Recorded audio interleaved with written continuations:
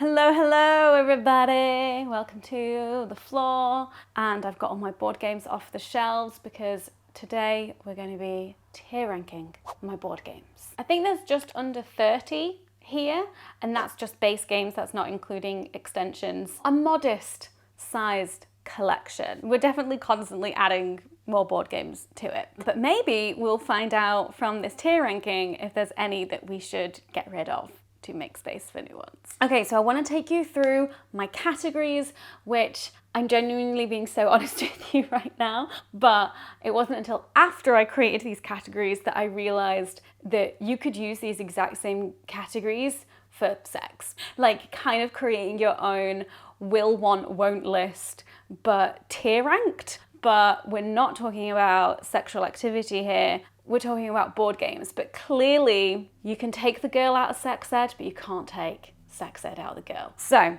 at the top of our list, we have Always in the Mood. I will always be suggesting playing this board game. Like, doesn't matter what day it is, doesn't matter what mood I'm in, I'm game. I want to play this game. Next after that, and I actually wasn't sure which way around to put these two, but the next one is In My Dreams. So this is in Fantasyland. And the reason why this is a category is because we have a 3-year-old. Our lives are very different now, and there are some board games that I absolutely love, but we just do not have the time to play them. So these board games don't get played anymore, but they are near and dear to my heart. And as our kid gets older and we have more time, or maybe they go and stay at the grandparents and we're home alone, then maybe they will get busted out. Next down, and again, this is where I was reading it and I went, oh, this sounds like something different, is if my husband wants to. My husband is the main person I play board games with. Yes, we'll play games or I'll play games with other people,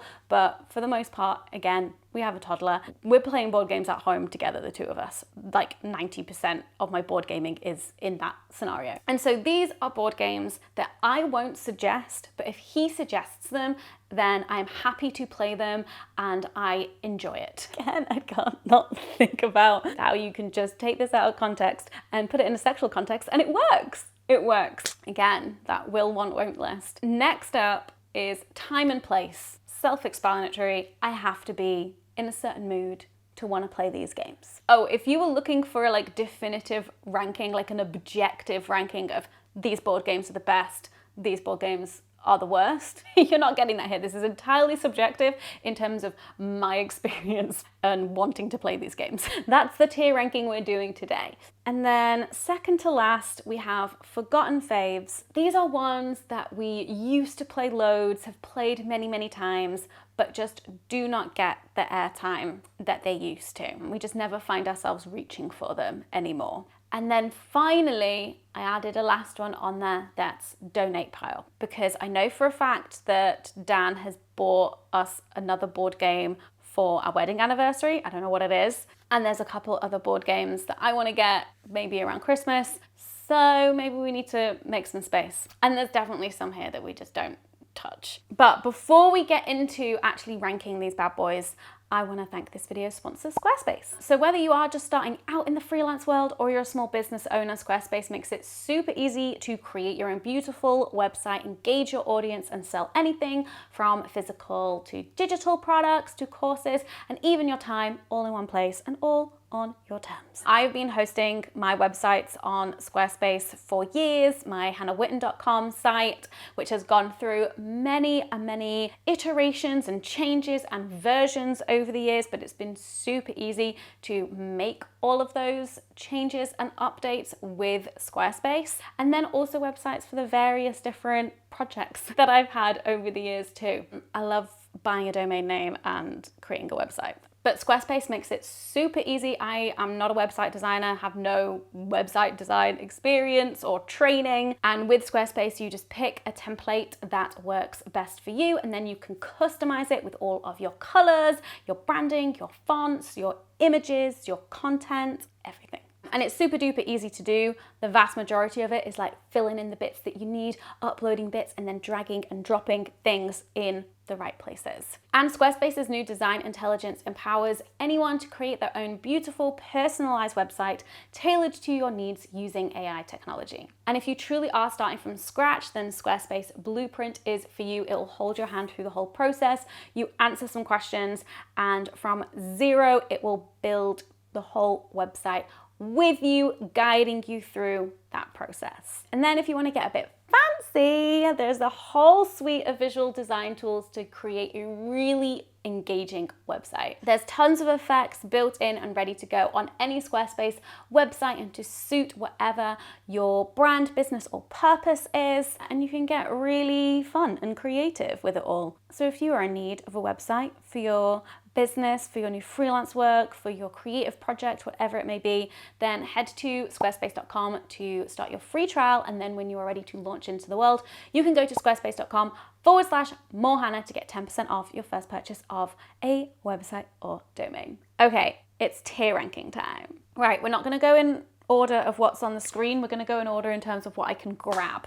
What can I grab? Right, Dobble. This is an excellent game that's kind of like snap on crack. It's one of those like really fun, speedy card games, and with just like one deck of cards, there's like a dozen different variations of the game that you can play with them. And we just started introducing our 3-year-old to this game as well. Obviously not in a way that the grown-ups play it, but we just take 2 cards and put them in front of him, and then he has to like find the matching pair of the images on it, and we just do it like that. We just do like 2 cards at a time with him. So that's super fun, but then also with grown-ups, it's super fun too.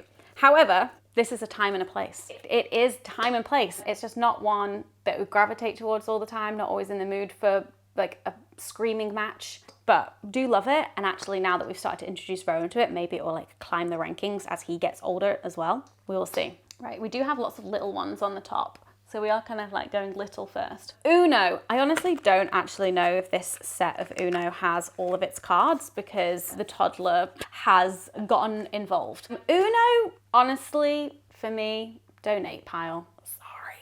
I don't know why we have it. I don't really care for this game. Maybe when I have older children, like it could be a fun game to play with them, but right now it's fine. No.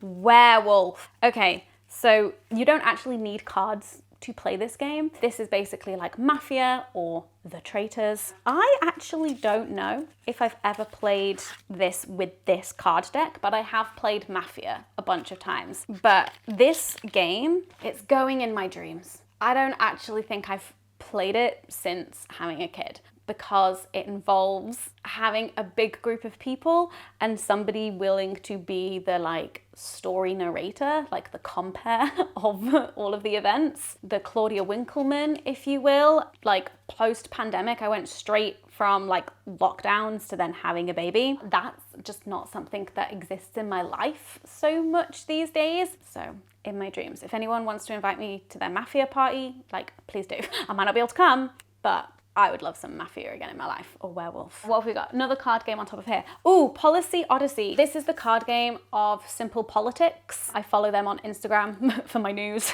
But this is their kind of like Cards Against Humanity kind of way that it functions-esque game. So there's like half of the cards are problems, like legit problems like politically in society. Although actually you might not see some of the problems. So like for example, overcrowded prisons, unequal life chances. Like these are all the problems. Gap between rich and poor. And then everyone has like a set of solutions in their hand, and there's one problem, and then everyone has to pick a solution from their hand that they think would best solve it. It doesn't actually have to agree with your politics. Dan likes role-playing as someone from Reform playing this game, because then the whole point is that you then have to argue the case for your policy, and sometimes it's completely ridiculous because you don't obviously have like a perfect policy to solve that problem, and so you have to kind of get a bit creative. So like, for instance, all internet providers to shut off the internet at the weekend is a solution. Charge for missed NHS appointments. Free adult education courses. Like, they're all over the place. And so matching them up with problems can get really funny and really creative. And then you vote on whose solution is the best. So yeah, similar kind of like function to Cards Against Humanity, but it does get discussion going in a fun way. This one is also time and place. Wrong place. We played it on holiday with Dan and my parents, and that was the time and place. That was great, but it's, you know, it's a party game. You need lots of people. Speaking of party games, we've got our first big potato one. I feel like I should be like, disclaimer, if there's any big potato games here, I probably have not paid for them. Everything else was bought with mine and Dan's money, but Big Potato, they send me games sometimes. And most of their games are kind of like party games. So this one is dumb questions to ask your friends. And I'll be honest, we played this maybe once on holiday with my family several years ago and haven't picked it up since. And it's kind of for that reason. What even is this game? Oh, I don't know, I can't even remember the way this game goes. Maybe I'm thinking of a different Big Potato game. They do often blend into one. Have we played this game? I thought this was something else, but actually now I'm looking at it, I'm like, we've not played this game. So for that reason, we've got a couple of other new Big Potato games that we haven't had a chance to play yet. Again, it's because we don't have big groups of friends round anymore. I'm actually going to, I can't remove it from the list. There should be a like, play this and figure out, I can't rank that one. I don't think I've played it. I don't think I have. So we're just gonna leave that one on the thingy. Right, this is another Big Potato one in collaboration with Tom Scar. Muffin Time! Now, this one we have played a couple of times and it's fun, but it's not one that we go towards, but we have enjoyed playing it when we have, but it's just not the one we go to. I kind of feel like this is between Forgotten Faves or Donate Pile. I think I'm gonna pop it in Donate Pile. Rude, I know, but I'll obviously check with Dan to see if he wants to keep it. But we've had a good time playing it, but then we have never kind of reached for it since. Cards Against Humanity. So this one is nostalgic, but there's something about it that doesn't have that same magic anymore. And I don't know whether it's because like life feels darker. So sometimes the more like problematic things that come out of it, but you're like, oh, but it's ironic and we're laughing at it. I don't know, it just like doesn't feel the same at 33 in the year 2025 than it did at 22, you know, in 2014. It's a hard one. I think I'm gonna put it in Forgotten Faves, because I also don't remember the last time I played it. It is an iconic game. Is that when you know you've lost? When like you can't find the humor in things anymore? I don't know. I'd be curious to know what other people's thoughts are on Cards Against Humanity now. Yeah, I don't know. Kind of gives me the ick. Like even with Policy Odyssey and like pretending to be a reform politician and suggesting the most like outrageous policies to fix problems, even that feels better than like making like awful jokes but being like, oh, but it's ironic. I don't know. Curious what other people think. Okay, this is a whole set. We're not doing like different versions and expansions. We're just doing base game, kind of. This is Fluxx. Fluxx was, I think, like the first game that Dan introduced me to when we first started going out, that we started playing together. This one's the base game. And then we've got many expansions over the years. So we've got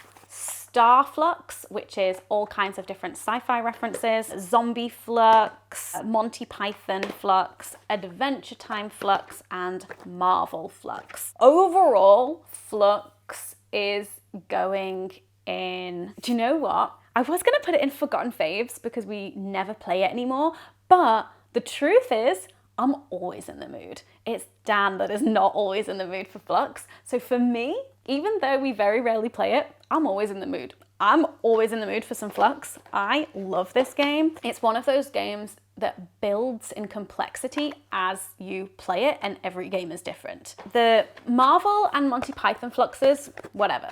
Probably those can go in the donate pile. My favorites are these two, Adventure Time and Star Fluxx. I think some of the different mechanisms that they bring in with like the creepers and some of the card abilities in these are spectacular. However, if you are playing just two people with Star Fluxx, the computer card just wins. Whoever has control of the computer card always wins. Whenever Dan and I are playing with 2 people, when you've got more than 2 people playing, the computer card is less powerful, and so it kind of balances out a bit. So oftentimes when we're playing just the 2 of us, we'll like take the computer card out because it's ridiculous.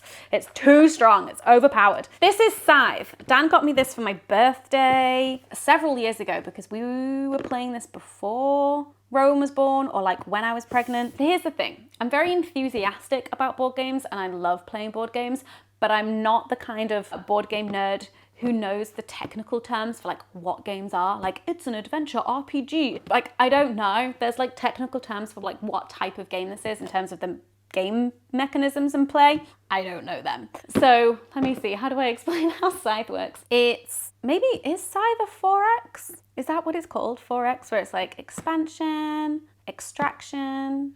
It's a colonizer's game. It's set in a kind of like sci-fi or alternate history, like industrial Europe, and you play different factions, and it's about like controlling the board and controlling resources. But one of my favorite things about it is how you have your like nation, your faction that has different abilities, but then you also have your government type, and that gives you a certain way of playing, but they mix and match every time you play. So you'll have like a different nation with a different government type. So you might be like industrial Crimea, or you might be agricultural Russia, like all these different things. And so it plays differently every time, and you can go like really hard on resources, you can go really hard on military. I love this game.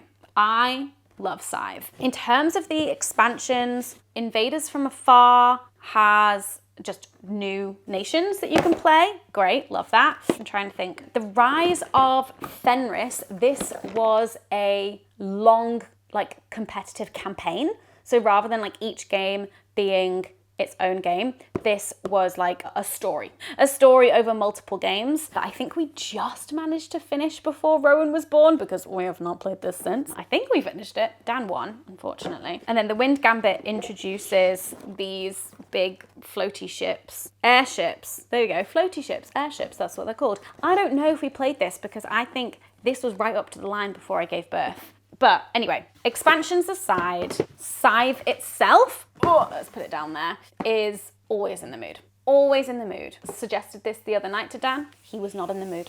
I was. Always in the mood for a bit of Scythe. Ooh, another big potato party game. This is Second Showdown. Okay, I've played this once, and I think it was on Sammy Paul's like board game YouTube series that he did, and it was so fun. It involved a lot of like getting up and doing and shouting. It was super fun, and I own it myself. Have I ever played it? No. Again, we do not have parties. We do not have friends.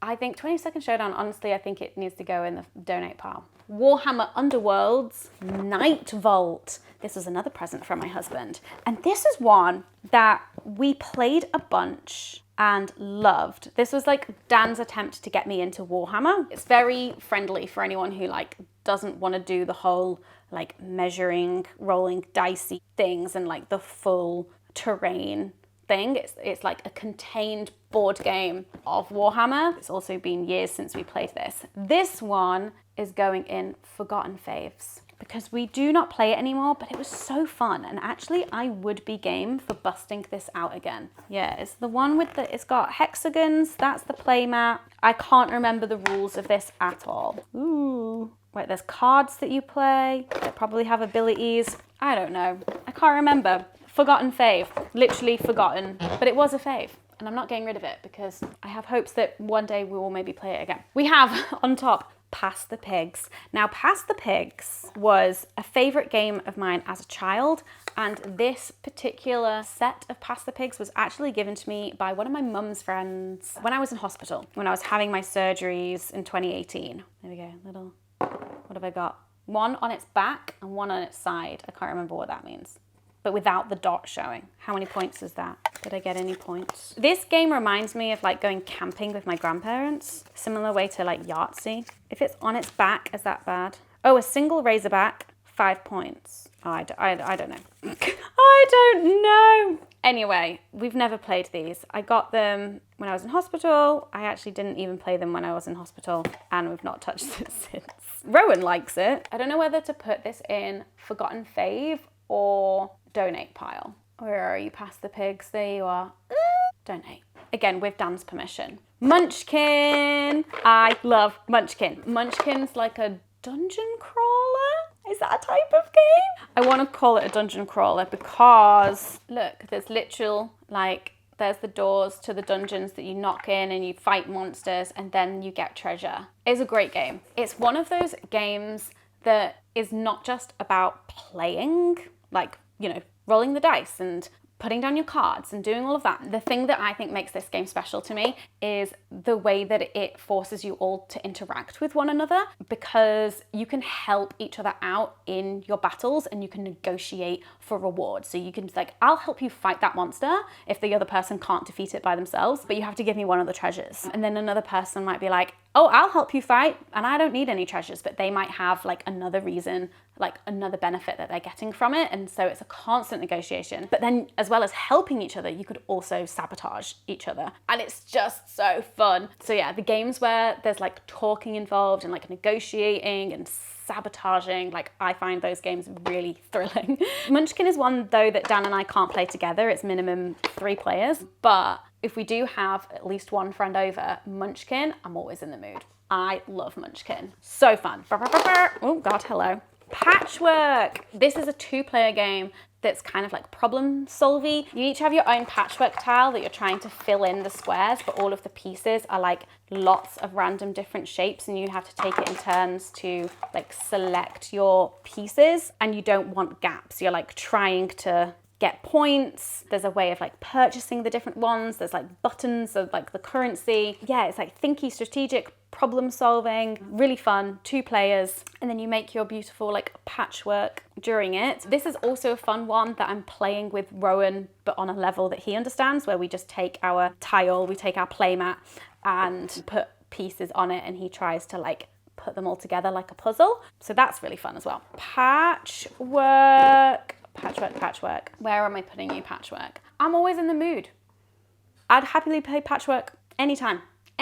Next up, we have Chameleon. And you know what? I think I'm gonna like do Chameleon and Snakes at the same time because these are 2 big potato games that are very similar. They're all about one person being like the odd one out, one person being the chameleon or being the snake, and the group trying to like figure out who they are. So with Chameleon, it's about blending in, like the rest of the group know a thing, I can't remember, it's been a while since I've played this one, like a category or something, and then the chameleon is trying to like suss out what's going on and like blend in with everyone else, and then everyone is trying to guess who the chameleon is. With Snakes, it's like a trivia quiz, and the snake knows the correct answer, but the snake is trying to make the whole group guess the wrong answer. They want them to get it wrong, but everyone in the group wants to try and get it right. And so yeah, you're then like figuring out who might be the snake trying to like veer you off course. I have to say, I don't know whether it's because I've played Snakes more recently that I prefer it,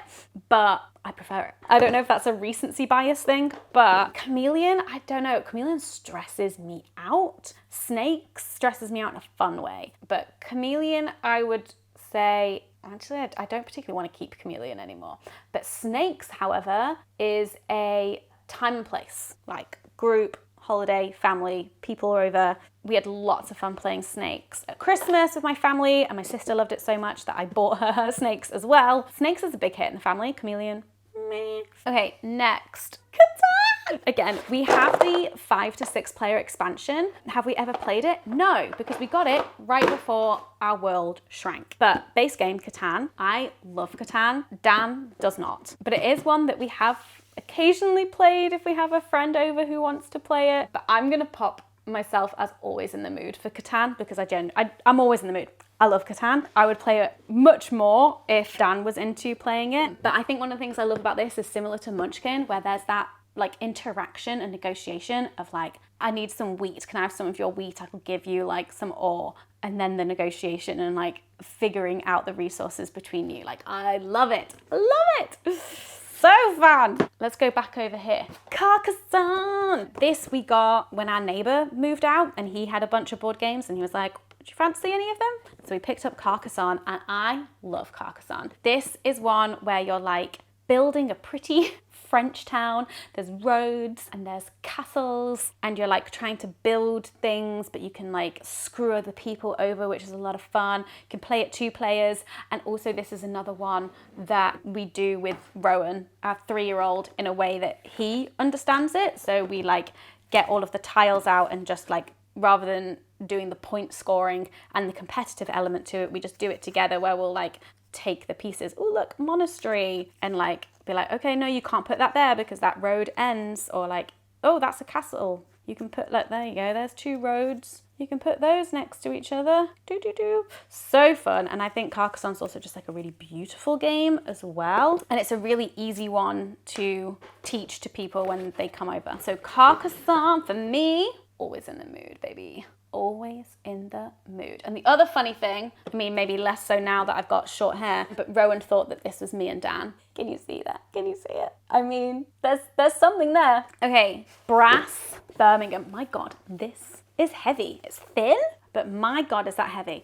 Okay, this is probably our newest board game that we got. Maybe. This took me a while to get into. This is like industrial England. You're like building factories and, you know, managing your resources and spending your resources. It's a very kind of like economic game. I'm a big pottery gal. I go full pottery. But I love this game, but it did take me a while. You can play it in 2 parts, and you can just end the game at the end of the canal era, and then when the canal era is done, and then it gets into like the steam engine, the train era, or whatever it's called. And because again, we have a 3-year-old, we don't have a lot of time, the first couple of times we played this, we were only able to get to the end of the first era and we couldn't continue. And so it did feel like it took us a while to like get into it.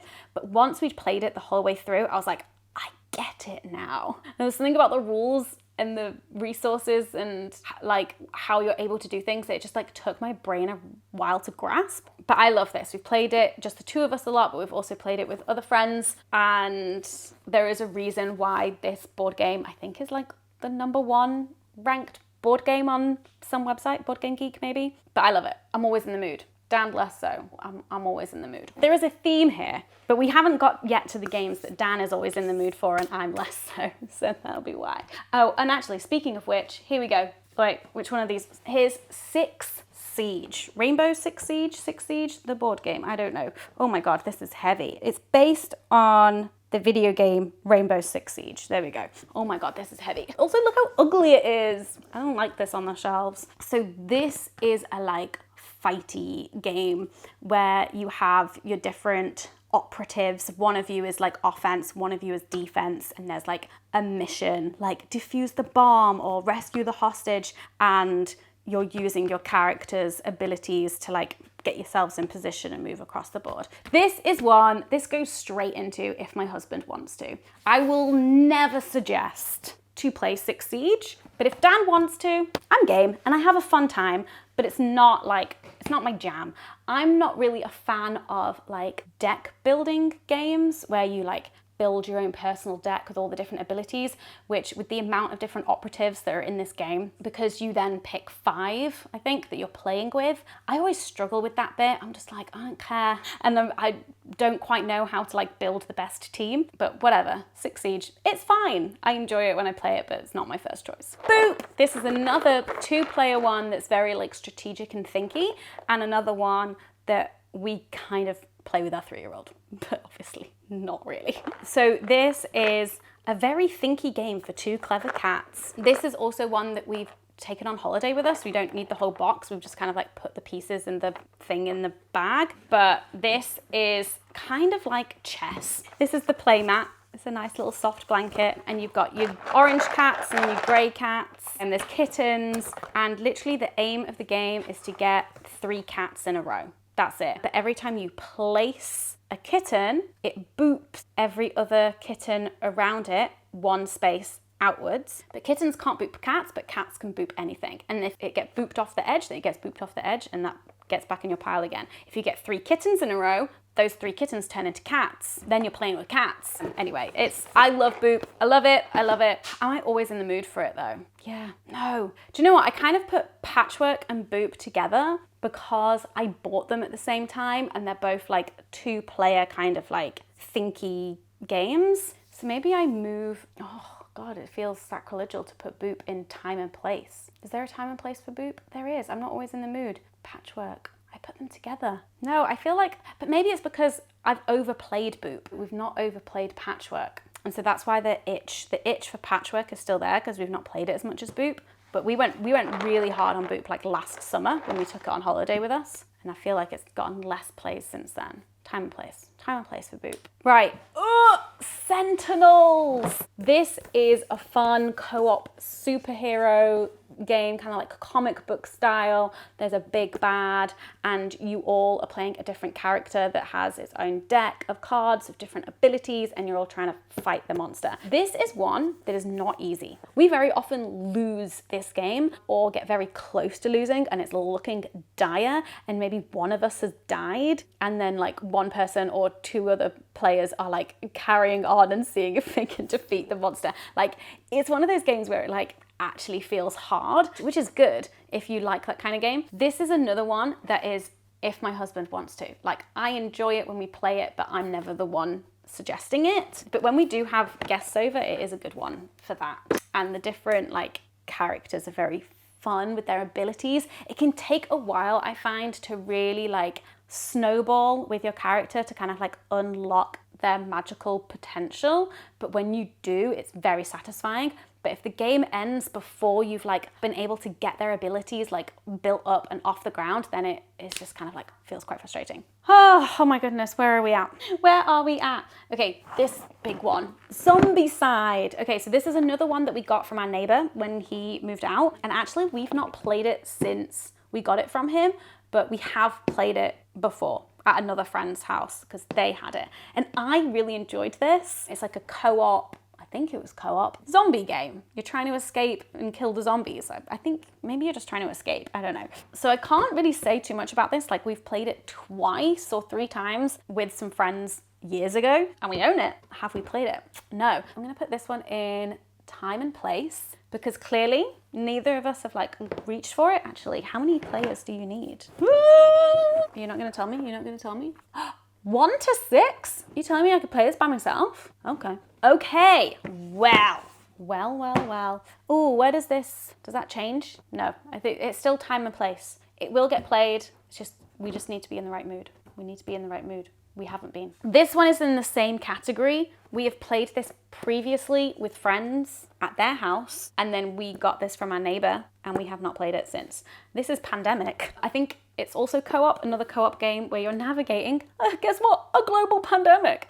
I wonder if sales of this game increased in 2020 and 2021. I wonder. I had a great time playing this when we did. But again, we haven't played it since we acquired it from our neighbor. So I think it's gonna have to go in time and place because these are 2 that maybe in the next time Dan and I do a board game night or when we have friends over, maybe I'll suggest them. Be like, let's do it. Let's do it. Right, what have we got left on the ground? We've got some big boys. This is Binding of Isaac, 4 Souls. I think Dan got this through the Kickstarter campaign. Very cool chest. Oh, hello. This is a fun dungeon crawler. Is this a dungeon crawler? It feels like a dungeon crawler because there's like, you're in the room, there's monsters, you fight the monsters, there's treasure, you loot things, you win souls. That's how you win. Get 4 souls. This one is also a straight into if my husband wants to. This is the one that we played most recently. We played it like a couple of nights ago. It's fun. It's very funny and kind of like dark as well, like the way that the cards are. Kind of like Munchkin is like cute and light and funny. This is like weird and dark and gross and funny. Like in terms of like what is on the cards and like the types of monsters and like their abilities and like the names and abilities of items and things. Like it's the theming of it all is very good. But yeah, I very much enjoy playing Binding of Isaac, but yeah, I'm never the one to suggest it. It's never me. My God, I'm surrounded by games right now. Okay, right, we're getting on to the big ones. There's 2 left. This is War of the Ring. I actually might cry. War of the Ring. Okay, so this is a Lord of the Rings game, obviously. One of you is playing the Fellowship, the other one is playing the Shadow Army, Sauron, Saruman, like that side. And this is a huge game.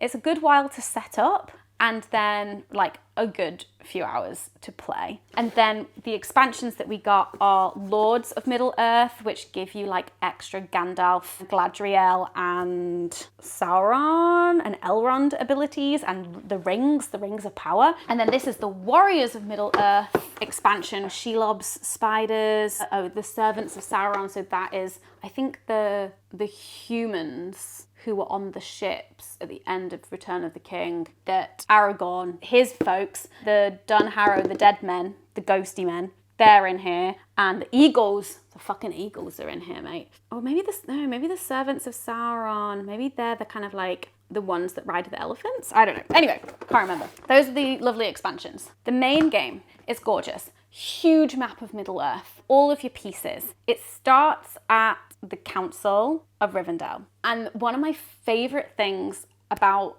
this game, I always play the Fellowship. Dan has always played the Sauron side. One of the beautiful things about this game is because we know the films so well and the story so well, that what you're doing is you're almost like rewriting the story.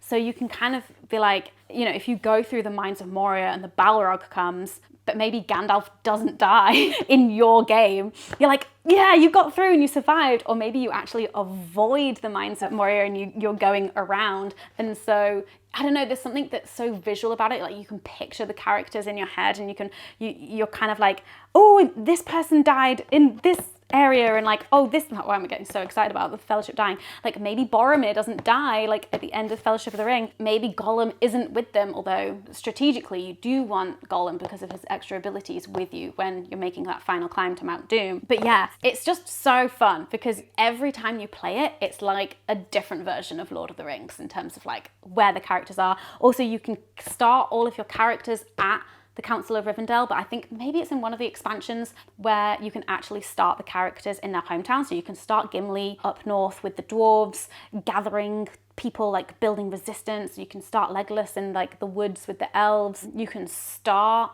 Aragorn in Minas Tirith, I think. Like he can start down there rather than like being in Rivendell. Anyway, I love this game. Right, War of the Ring goes into In My Dreams because we have not played this game since Rowan was born, and that is so sad to me, and that's why I want to cry, because I love this game, but it's been so long, like 3.5 years now, that I think we would have to like relearn all of the rules. We got so good, we were like so on it with the setup when we were like in it and playing this lots, but the first time that we played this, it honestly, I think it took us like 4 hours to just read through the rules and set everything up. I feel like we would be going back to square one. But it is a game that I'm holding on to, obviously, because I love this game so much. And I'm like, one day, in my dreams. I'm gonna put you back down here. Oh, right. And finally, this absolute fucking beast. I actually don't think I'm gonna be able to pick this up. Maybe I can put it on my lap for a little bit, but that's it. Oh, this is Gloomhaven. I'll tell you now, this one is going in my dreams. In my dreams. This is the same situation. So this one, whereas War of the Ring was competitive, this is a co-op game. This is a RPG adventure. I don't know. But it's a co-op game. I think it's kind of Dungeons and Dragons-esque maybe in its like mechanisms. No, it's not. It's not. No. We basically just finished our campaign right towards the end of my pregnancy, right before Rowan was born. We were like determined because we were like, we are never going to get a chance to play this ever again. And we were right. But this game is phenomenal. We had so much fun playing this. You have your character that you're leveling up, but then once you like level up your character to a certain point, it then retires and you pick a new character. There's also like the deck building element to it, which obviously I